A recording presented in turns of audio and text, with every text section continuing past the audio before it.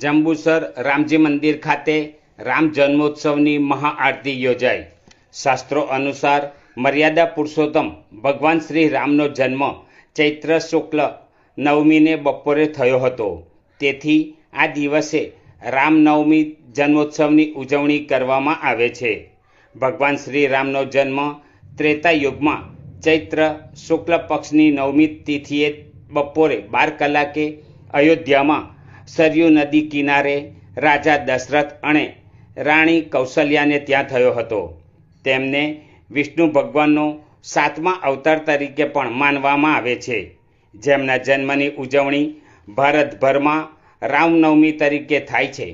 રામ જન્મોત્સવ પ્રસંગે જંબુસર નગર સહિત પંથકના રામજી મંદિરોમાં રામનવમીની ભવ્ય ઉજવણી કરવામાં આવી હતી। જંબુસર નગરના રામજી મંદિર ખાતે વહેલી સવારે રામધૂન તથા મહાઆરતી અને બપોરે મહાઆરતીનું ભવ્ય આયોજન કરવામાં આવ્યું હતું।